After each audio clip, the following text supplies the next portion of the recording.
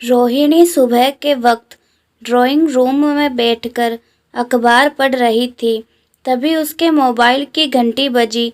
उसने स्क्रीन पर नंबर देखा। नंबर उसकी बेटी पूजा का था। कुछ दिन पहले ही उन्होंने पूजा की शादी की थी। उन्होंने पूजा से उसका हालचाल पूछा तो पूजा हंसते हुए बोली, मम्मी, मैं यहाँ पर बिल्कुल ठीक हूँ।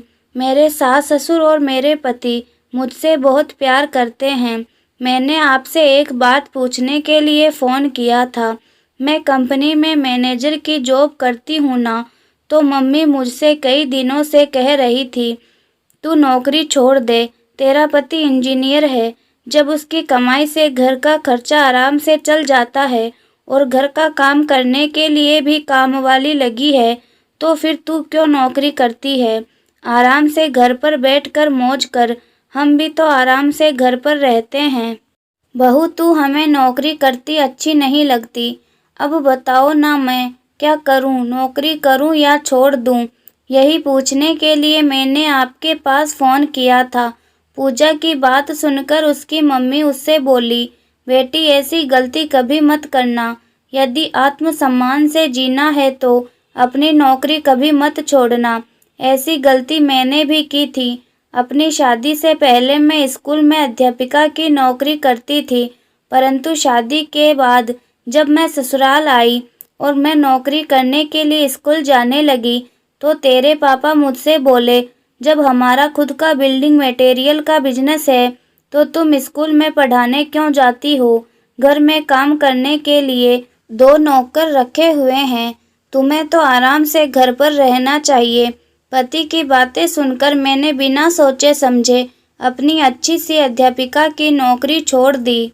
कुछ समय तक तो मैं घर में खुश रही, परंतु जब एक दिन मेरी छोटी बहन की शादी थी, तब मैं भेंट में उसे अच्छी सी साड़ी देना चाहती थी, और जब मैंने तुम्हारे पापा से साड़ी खरीदने के लिए पैसे मांगे, तब वह मुझसे गुस्से में बोले, क्या ज़रूरत है तुम्हें नई साड़ी खरीदने की?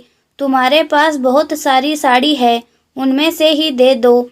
जब मैंने उनसे कहा कि मेरी साड़ियाँ पुरानी हो गई है, मैं उसे नए डिजाइन की साड़ी देना चाहती हूँ, तो वह मुझसे गुस्से में बोले, अगर दान करने का इतना ही शौक है तो खुद कमा कर करो। मैं किसी को दान करने के लिए पैसे नहीं कमाता। तुम्हारे शौक पूरे कर दूँ, यही मेरे लिए बहुत है। यह सुनकर मुझे बहुत दुख हुआ था।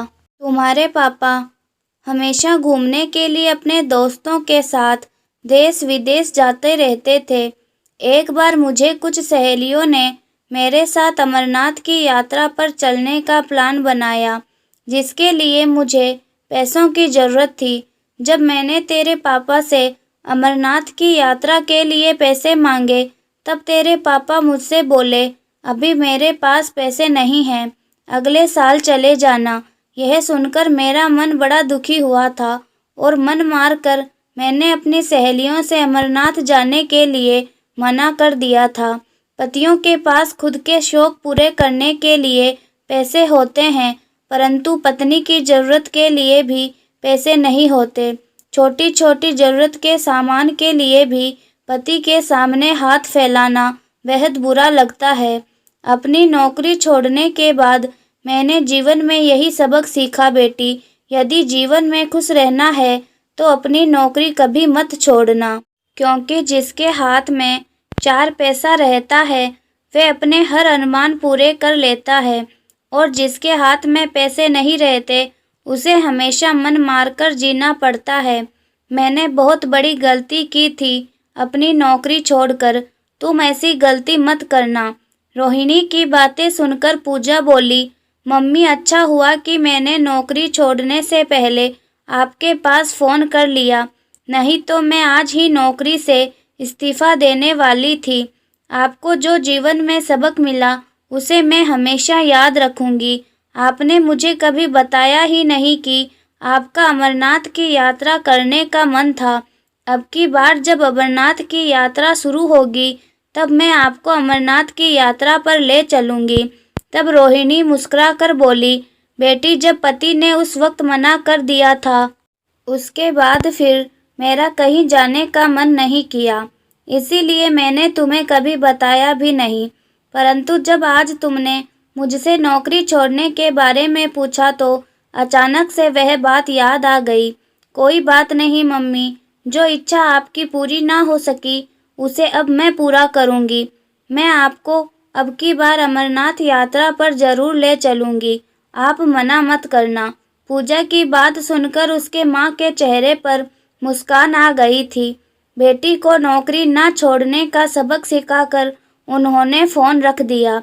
तो दोस्तों, आप लोगों को बीना शर्मा जी द्वारा लिखी यह कहानी कैसी लगी मुझे कमेंट करके ज़रूर बताएं।